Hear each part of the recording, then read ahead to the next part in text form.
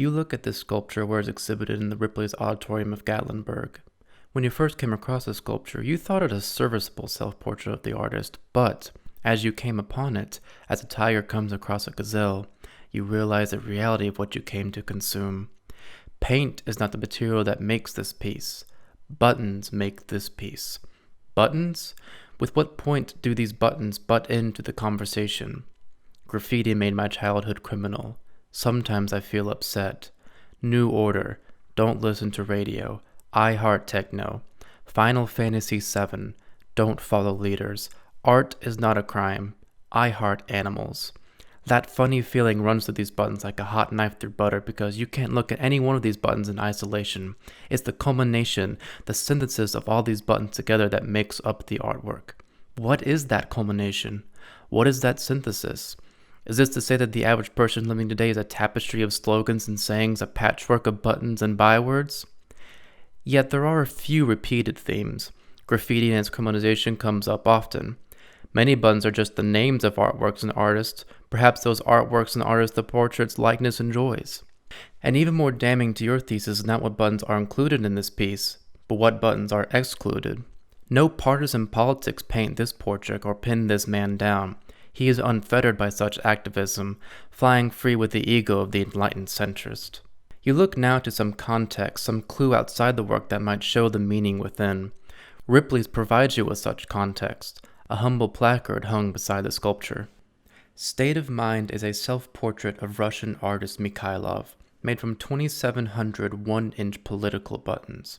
All the buttons are black or white. Politically, you either agree with their statements or you don't. Despite appearance to the contrary, there are no gray buttons, or gray opinions. You wonder if this placard can truly be said to be an honest description of the piece. Who composes a self-portrait composed of political buttons and then says those buttons have no bearing on the artist they buttress? You either agree with their statements or you don't. Black and white, yes and no. There seems to you such a contradiction between this piece and its placard. Suddenly you realize the solution to this seeming contradiction. This placard was not written by the artist, it was written by Ripley's. It does not reflect Mikhailov's opinion of his piece, but Ripley's. What if the placard then isn't trying to honestly interrogate the piece, but rather explains Ripley's reasoning in including that piece? Perhaps the artist did want to confront you with these buttons, to say, here I am my opinions, I am these buttons, to look at me is to look at these buttons. As these buttons confront you, so do I, staring straight back at you, never looking away, my opinions never blink. If that's the case, perhaps Ripley did not want such a message hanging in their galleries, so they neutered it with this placard, leaving it unable to produce or conceive any conversation or provocation. So you've solved the contradiction, for now. But now you are left with another question as curious as the one that came before it. If Ripley's is so comfortable with this piece, why hang it here to begin with? No one forced them to hang this piece in their halls. You look again to the placard, but it can provide no further revelation. Yet revelation may be close at hand. Something else on the wall hangs there. You look to it now. Out-of-focus art looks best on camera. Try it.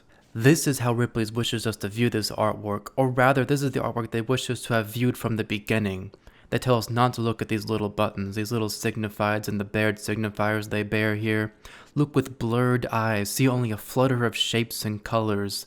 This piece, Ripley's piece, is worth the possible and probable infiltration and infestation of meaning that Mikhailov's piece brings to these galleries. This is the Ripley's state of mind, a state of mind that doesn't focus on the meaning, always affixing itself to the things we see. Seek not meaning here, for she takes no residency with Ripley's. So who does take residency here at Ripley's? You continue into the auditorium and make a list of its inhabitants. Jennifer Lawrence made with peanuts. Brad Pitt made of cigarette ashes. Sushi made with laundry lint. Fisherman made with garlic. Ashioto at his studies, also made with laundry lint. Ship made of cow horns.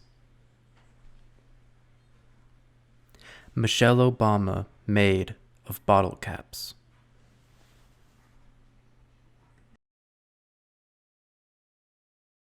At vomit art you must take pause.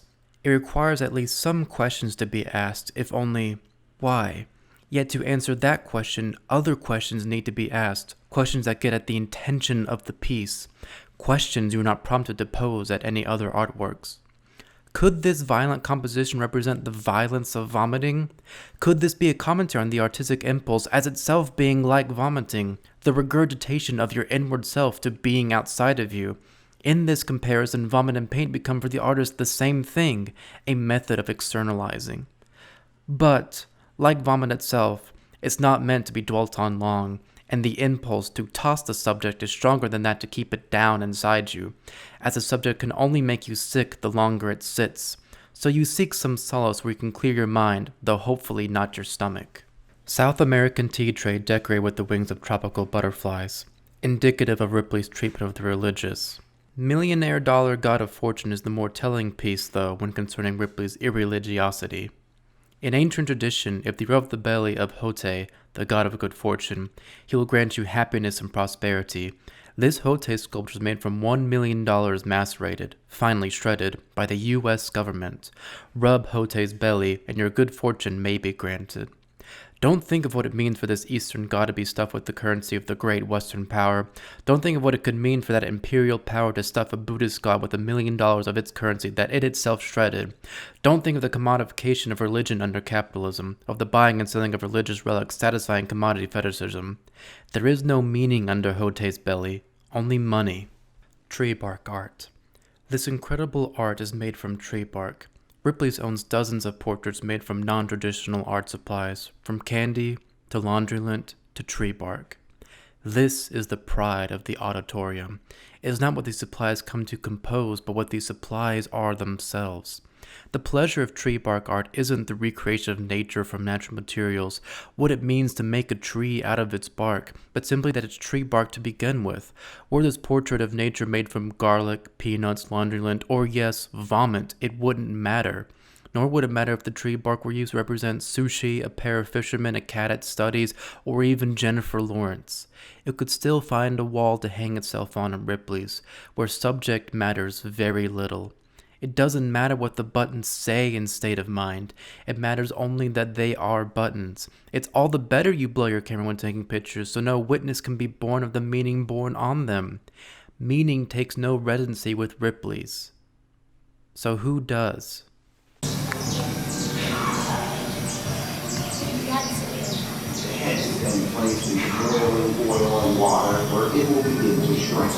Walter Hudson. Once recognized as the world's heaviest man at 1,400 pounds, Hudson spent 27 years inside his bedroom and became famous when he fell in a doorway and it took 8 firefighters 3 hours to rescue him. He eventually lost 600 pounds and opened a business selling extra-large clothes to women. Walter's daily diet consisted of 2 boxes of sausage, 1 pound of bacon, 12 eggs, 1 loaf of bread, 4 Big Macs, 4 cheeseburgers, 8 large fries, 3 ham steaks or 2 chickens, 4 baked potatoes, 4 sweet potatoes, 4 heads of broccoli, and 6 quarts of soda per meal. You trample over all these words as you step into the room and see this, a life-size statue of the man staring straight at you. Moving past his obstinate gaze, you swing to the opposite side of the scale, Lucia Zorati, the smallest woman of all time. She was born in Mexico at 7 inches long, weighed 8 ounces. At age 26, she was 20 inches high, weighing a mere 5 pounds, smaller than the average newborn. Lucia earned $700 a week touring with sideshows, buying a family ranch and fine clothes. Lucia died from hypothermia aboard a train that was stuck for 7 days in a snow blizzard.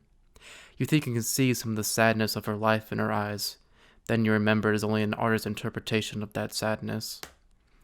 On this pendulum swinging between the smallest woman and largest man, Ripley's offers you a ride. This is as close as you'll ever come to knowing what little Lucia felt being exhibited at all of those sideshows. Hers and Hudson's bodies are costumes to try on and model for the camera. As you continue your senses of Ripley's, you come to the consensus that most of its residents are replicas. This strikes you as odd, as typically the whole point of museums is housing genuine artifacts that can tell us about their former owners, whose lives are a puzzle we put together through the pieces we are given. Ripley's dispenses with this notion and simply presents us with a final picture devoid of the particular pieces common thinking says composes these pictures. Perhaps Ripley's could have found the vehicle pictured here and exhibited that, but would that tell us nearly as much as just showing Johnny Eck handstanding in all his glory here? You look now into a pair of eyes of a two-headed calf, the pair being formed by one eye from each head. As you look into the eyes, you wish your hypothesis could satisfy you, that the only reason Ripley's restrains from exhibiting genuine artifacts and prefers replicas is storytelling. But you know what story they're telling. It's in the eyes of this calf, in the posture of these piglets, in the plumage of this blackbird. This is a freak show. This is why artifacts are not to be counted amongst the Odditorium's occupants. Artifacts are nothing to gawk at, but the world's largest man is, the world's smallest woman is, a man with no torso is, as is a two-headed calf, Siamese piglets, and an albino blackbird.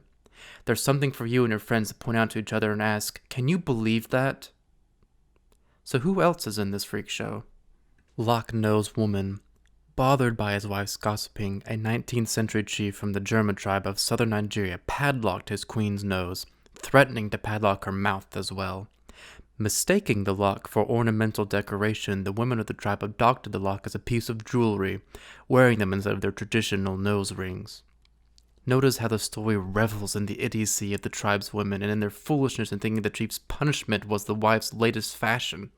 While the chief padlocking his gossiping wife already has the ingredients of a great story, the foolish tribeswomen are what make the story and earn this statuette spot at Ripley's. Kamala the Wolf Girl. Legend has it, in 1912, a baby girl in Gatlinburg, India, was carried off by a she-wolf. The child was reared in the wolf's den for 8 years before being rescued. Kamala resisted human ways and continued to walk on all fours, growl, and eat raw meat like her wild mother. After being sent to an orphanage in Midnapore, she died of loneliness, pining for her canine family. Stories of animalistic foreigners excel in this wing of Ripley's halls, populated by such characters as you have seen so far. Welcome to the jungle, Robert Ripley greets you, and points you to one last exhibit in the hall. I have traveled to over 200 countries, but in South America I was introduced to something both deeply disturbing and fascinating. A friend told me of a German scientist who ventured into the land of the Shuar in hopes of learning their secrets. 6 months later, a shrunken head with a red beard and light hair was offered for sale. The shrinking of human heads is an ancient rite with the Shuar tribe and one which has not vanished. The shrunken head, the crown jewel of any Ripley's Odditorium.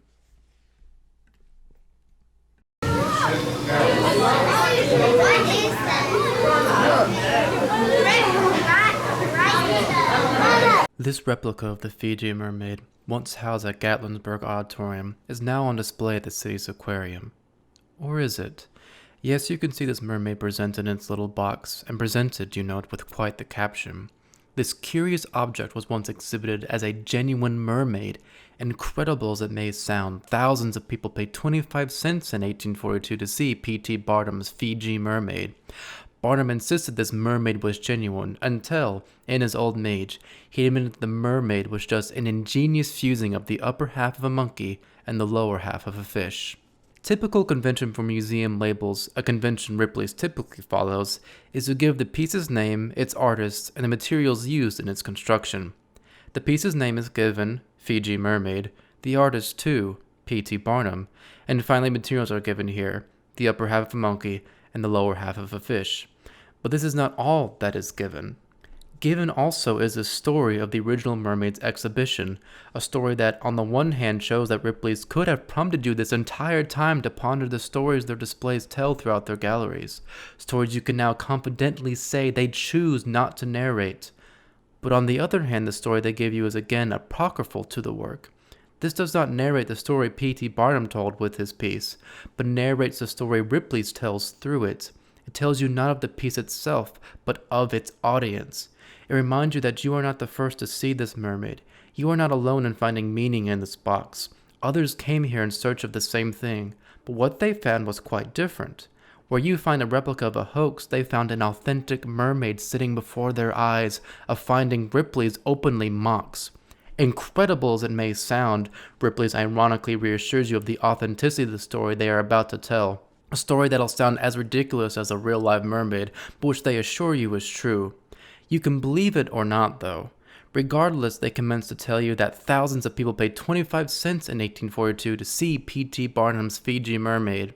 So now numbers are involved in the story, numbers which at once make the story seem more mathematical and therefore more objective, but at the same time make the story all the more absurd in the number of fools swindled and of the amount they were swindled of. You realize now what is truly on display here, and it is that freak most freakish to residents of the 21st century. The ignorant fool. There is nothing more grotesque in the information age than one who so thoroughly lacks this age's greatest resource. We know now how barbaric it is to laugh at those with physical deformities, to gawk at those with different body types than ours, to fear those of different races from our own. But we also know how easy it is to know those things. And so, with our finger not yet lowered from last year's leering, we simply pan the point over to the freak we feel most deserving of its piercing prick. The fool. Taking a step back, though, you realize something else of the story being told. Yes, it is of the ignorant fool, but that fool is still an audience, and their ignorance and foolishness comes from their interpretation of an artwork. The story being told here is of an audience, and their reading of art. And isn't that the story you've been telling this whole time? There is one last resident of Ripley's. You, the audience.